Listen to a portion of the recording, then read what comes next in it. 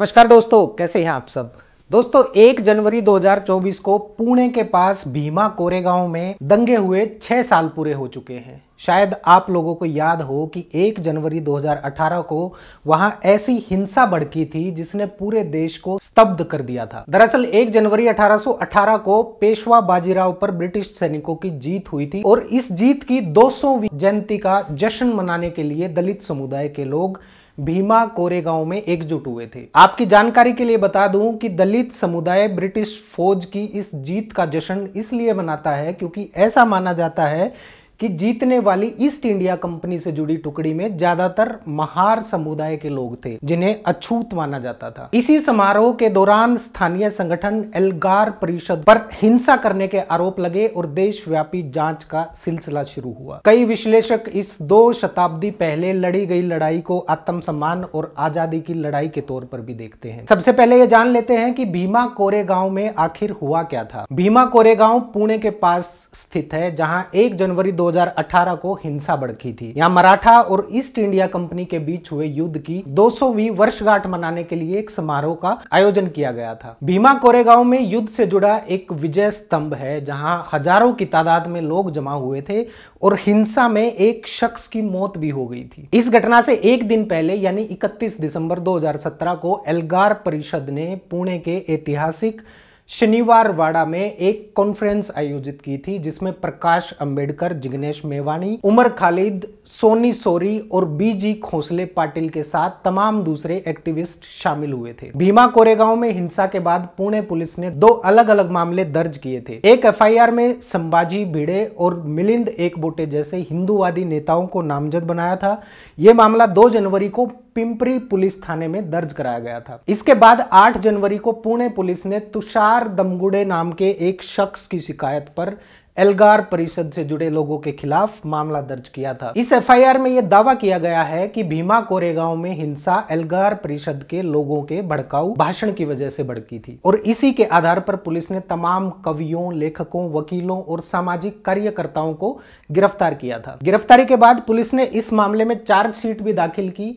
17 मई को पुणे पुलिस ने चार्जशीट में यूएपीए एक्ट के तहत सेक्शन 13, 16, 18, 18B, 20, 39 और सेक्शन 40 के तहत नए आरोप जोड़े थे। इस मामले में एनआईए ने भी 24 जनवरी 2020 को एक एफआईआर दर्ज की जिसमें आईपीसी के सेक्शन 153A, 505/1B, 117 और 34 के साथ साथ यूएपीए के सेक्शन 13, 16, 18, 18B, 20 और 39 के तहत आरोप जोड़े थे। पुणे पुलिस की जांच पूरी होने के बाद केंद्र सरकार ने मामले को एनआईए को सौंप दिया और एनआईए ने इस मामले में 10,000 पेज की चार्जशीट स्पेशल कोर्ट में दाखिल की थी।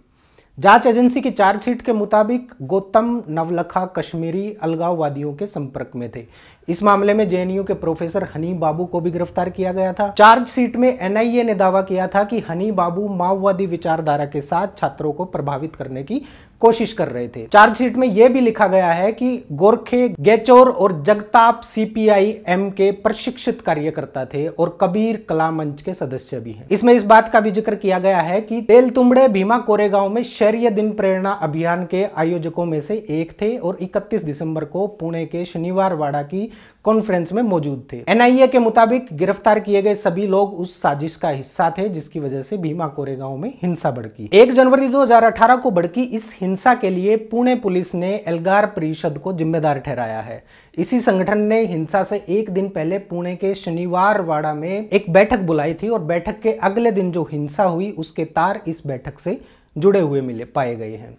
इस हिंसा के पीछे एक बड़ी नक्सल साजिश बताई गई थी। इस हिंसा के कुछ महीने के बाद इस घटना से संबंधित मामले की जांच पुणे पुलिस ने शुरू की और इस जांच में देश के अलग अलग राज्यों से वामपंथी या वामपंथी विचारधारा के करीबी रहने वाले कार्यकर्ताओं, लेखकों, पत्रकारों और प्रोफेसरों को गिरफ्तार किया गया था। इस मामले में अब तक कुल 16 लोगों को गिरफ्तार किया जा चुका है और इनमें से कुछ को एक लंबे समय के बाद जमानत भी मिल गई है, लेकिन ज्यादातर लोग अभी भी जेल में हैं और एक अभियुक्त की मौत भी हो चुकी है। इस मामले में जो अभियुक्त बनाए गए हैं उनके खिलाफ देशद्रोह का मामला दर्ज किया गया है और यूएपीए जैसे सख्त कानून के तहत आरोप तय किए गए हैं। इस घटना के 2 साल बाद जनवरी 2020 में इस पूरे मामले की जांच नेशनल इन्वेस्टिगेटिव एजेंसी को सौंप दी गई थी। इस घटना के 6 साल बीतने के बाद भी कई अभियुक्त जेल में बंद हैं। वकील सुरेंद्र गाडलिंग, सुधीर धवले, रोना विल्सन, शोमा सेन, महेश राउत, कवि वरवर राव, सामाजिक कार्यकर्ता सुधा भारद्वाज,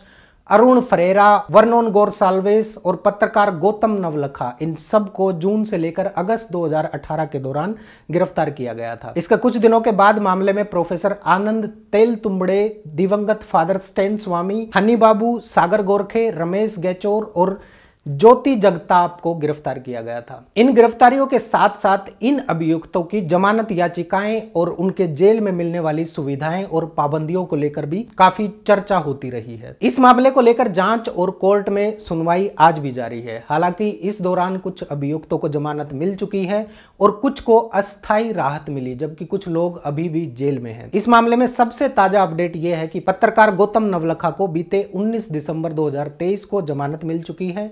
मूल रूप से दिल्ली के रहने वाले गौतम नवलखा ने पहले भी कई बार जमानत के लिए याचिका लगाई थी, लेकिन उन्हें जमानत नहीं मिली थी और अंततः सुप्रीम कोर्ट ने नवंबर 2022 में उनकी बिगड़ती सेहत को देखते हुए उन्हें उनके मुंबई के घर में नजरबंद रखने का फैसला लिया था। इससे पहले गौतम नवलखा ने बॉम्बे हाईकोर्ट में रेगुलर बेल के लिए अर्जी दी थी। इस मामले में बॉम्बे हाईकोर्ट ने जून में एनआईए को नोटिस जारी कर नवलखा द्वारा दायर जमानत याचिका पर राष्ट्रीय जांच एजेंसी से जवाब मांगा था। स्पेशल कोर्ट ने नवलखा को जमानत देने से इनकार कर दिया था। इसके बाद उन्होंने बॉम्बे हाईकोर्ट का दरवाजा खटखटाया था और वहां से उन्हें जमानत मिल गई थी। दरअसल इस मामले में पुणे पुलिस की जांच में जब नवलखा का नाम साजिशकर्ताओं में आया तो उन्होंने गिरफ्तारी से बचने के लिए अदालत का दरवाजा खटखटाया था। उसके बाद कुछ दिनों में ही यह मामला एनआईए को ट्रांसफर हो गया था और इसके बाद नवलखा ने अप्रैल 2020 में एनआईए हेड ऑफिस दिल्ली में आत्मसमर्पण कर दिया था और करीब 6 साल पूरा होने के बाद उन्हें जमानत मिल सकी। इस मामले में 2 अन्य अभियुक्तों को भी जुलाई 2023 में जमानत मिल गई थी।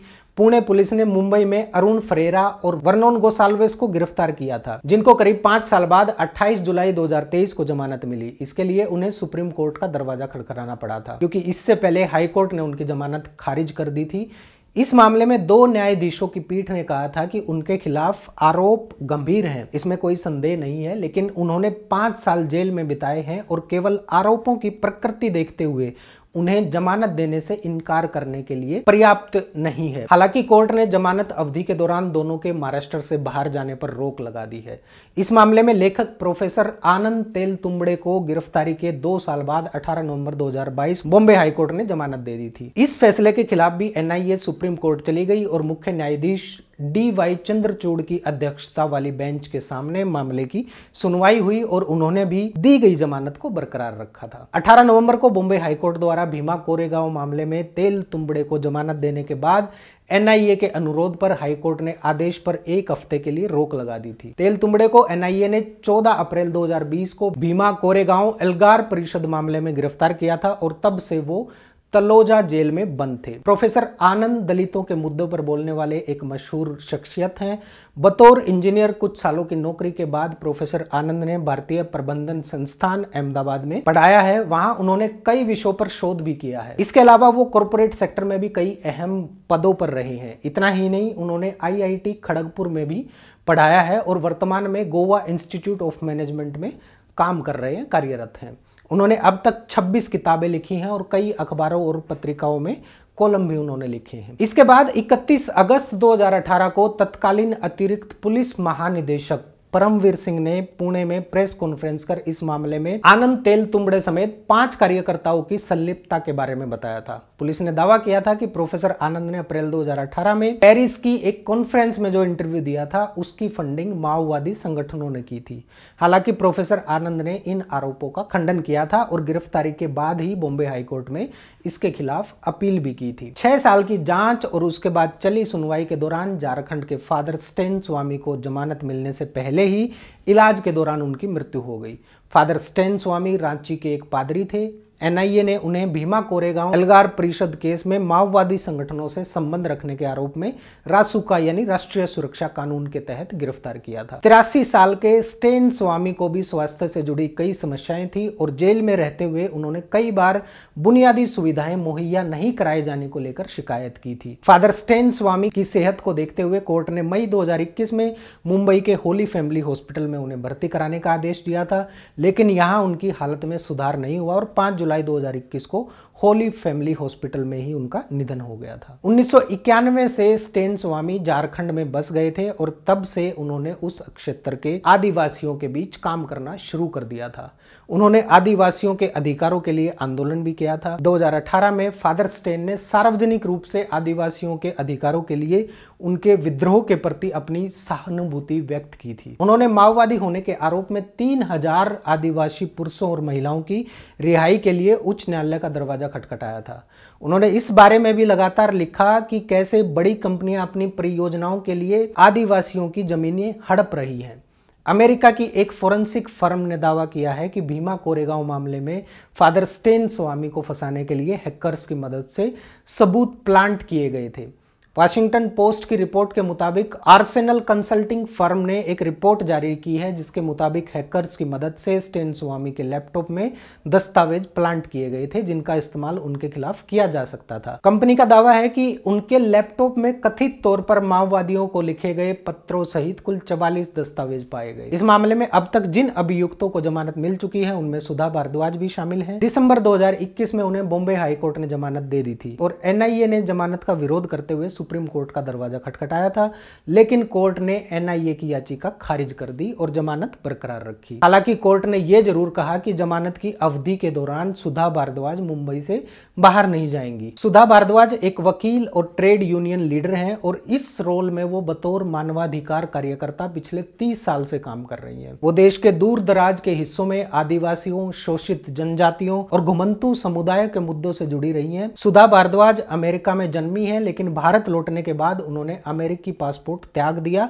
और तभी से वो गरीब और कमजोर तबकों के लिए काम कर रही हैं। 2018 में भीमा कोरेगांव हिंसा की जांच के दौरान पुलिस ने सुधा भारद्वाज को भी अभियुक्त बनाया था। पुलिस ने उन पर माओवादी संगठनों से संबंध के साथ भीमा कोरेगांव हिंसा की साजिश में शामिल होने का आरोप लगाया था, जिसके फौरन बाद उन्हें गिरफ्तार कर लिया गया था। सुधा को यरवदा जेल और उसके बाद तलोजा जेल में रखा गया था। उन्होंने जेल में अपने अनुभव पर फ्रॉम फांसी यार्ड के नाम से एक किताब भी लिखी है। इस मामले में हैदराबाद के कवि और लेखक वरवर राव को भी पुणे पुलिस ने गिरफ्तार किया था। 2 साल जेल में रहने के बाद राव की तबीयत बिगड़ने पर अदालत ने उन्हें मुंबई के नानावती अस्पताल में इलाज कराने की इजाजत दे दी थी। इसके बाद उन्हें इलाज के लिए नियमित जमानत दिलाने के लिए याचिका भी दायर की गई थी और इसके लिए वो सुप्रीम कोर्ट गए। आखिरकार उन्हें उम्र और खराब स्वास्थ्य के कारण जुलाई 2022 में नियमित स्थायी जमानत मिल गई। वरवर राव रिवोल्यूशनरी राइटर्स एसोसिएशन से जुड़े हैं, जिसका जुड़ाव वाम आंदोलन से रहा है। उन्हें हैदराबाद से गिरफ्तार कर पुणे लाया गया था। आपकी जानकारी के लिए बता दूं कि इससे पहले भी उन्हें माओवादी संगठनों से संबंध रखने के आरोप में गिरफ्तार किया जा चुका है। वामपंथी आंदोलन से जुड़े लोगों का मानना है कि वरवर राव की गिरफ्तारी इसलिए की गई है ताकि इस आधार पर देश के सामाजिक कार्यकर्ताओं को गिरफ्तार किया जा सके। राव के साथ साथ आनंद तेलतुंबड़े, सुधा भारद्वाज और हाल ही में गौतम नवलखा को जमानत मिल चुकी है, लेकिन अन्य अभियुक्त अभी भी जेल में हैं। गिरफ्तारी के कई साल बाद भी मुख्य मामले की सुनवाई शुरू नहीं होने पर अभियुक्तों ने जमानत के लिए सुप्रीम कोर्ट का दरवाजा भी खटखटाया है। पुलिस की जांच के साथ तत्कालीन महाराष्ट्र सरकार ने भीमा कोरेगांव हिंसा की जांच के लिए 2 सदस्यीय न्यायिक आयोग का भी गठन किया था। जस्टिस JN पटेल की अध्यक्षता में आयोग ने पुणे और मुंबई में मामले की जांच की और वो जांच आज तक चल ही रही है। आयोग के सामने घटना से जुड़े कई लोग, संगठन और कई अधिकारी अपना बयान दर्ज करा चुके हैं। एनसीपी अध्यक्ष शरद पवार भी उनमें से एक है। शरद पवार ने भीमा कोरेगांव हिंसा के बारे में बात करते हुए इसमें कुछ हिंदूवादी नेताओं के शामिल होने के आरोप लगाए हैं। पवार के ऐसे बयानों का संज्ञान लेते हुए जांच आयोग ने उन्हें गवाही के लिए बुलाया और पवार ने मई 2022 में आयोग के सामने पेश होकर अपनी गवाही दर्ज कराई थी। एक तरफ पुणे पुलिस ने अपनी जांच में वामपंथी रुझान वाले कार्यकर्ताओं को हिंसा के लिए जिम्मेदार ठहराया, वहीं दूसरी तरफ पुणे की ग्रामीण पुलिस ने हिंसा का मास्टरमाइंड हिंदुत्व कार्यकर्ताओं को बताया। पिंपरी पुलिस स्टेशन में हिंदुत्व नेता संभाजी भिड़े और मिलिंद एकबोटे के खिलाफ भी एफआईआर दर्ज की गई थी और इस मामले में मिलिंद एकबोटे को पुलिस ने 2 बार हिरासत में लिया था। पुणे सेशन कोर्ट ने मिलिंद एकबोटे को 19 अप्रैल को जमानत दे दी, जबकि दूसरे अभियुक्त संभाजी भिड़े को पुलिस ने कभी गिरफ्तार ही नहीं किया, जबकि उनके खिलाफ भीमा कोरेगांव हिंसा मामले में लोगों को उकसाने और हिंसा भड़काने के आरोप दर्ज हैं। मिलिंद एकबोटे को पुणे पुलिस ने 14 मार्च 2018 को गिरफ्तार किया था। उन पर दंगे और प्रताड़ना समेत कई गंभीर आरोप लगाए गए थे। 4 अप्रैल 2018 को पुणे की एक अदालत ने अनीता साल्वे द्वारा दायर शिकायत से संबंधित मामले में एकबोटे को जमानत पर रिहा कर दिया, लेकिन शिकारपुर पुलिस की शिकायत पर उन्हें दोबारा हिरासत में ले लिया गया था। शिकारपुर पुलिस ने बताया कि एकबोटे और उनके समर्थकों ने हिंसा से कुछ देर पहले कुछ पर्चे बांटे थे। भीमा कोरेगांव हिंसा में आरोप है कि हिंदुत्व की राजनीति से जुड़े लोगों को क्लीन चिट दे दी गई, जबकि वामपंथी रुझान वाले लोगों पर कड़ी कार्रवाई की गई। पुणे सत्र न्यायालय ने एकबोटे को 19 अप्रैल को जमानत दे दी। कई संगठनों ने उनके खिलाफ कार्रवाई की मांग की और अदालत का दरवाजा भी खटखटाया। हालांकि पुणे ग्रामीण पुलिस ने आरोप पत्र में भिड़े का नाम नहीं लिया और कहा कि उनके खिलाफ कोई सबूत नहीं मिला है। तो दोस्तों, ये थी भीमा कोरेगांव हिंसा की पूरी कहानी और आज तक के इस केस से संबंधित पूरा अपडेट। आप लोग कमेंट करके बताइए कि इस प्रकार की हिंसा के बारे में आप लोगों के क्या विचार हैं, कैसे रोका जाए इस प्रकार की हिंसाओं को। मिलते हैं अगली वीडियो में एक नई जानकारी के साथ, तब तक के लिए नमस्कार।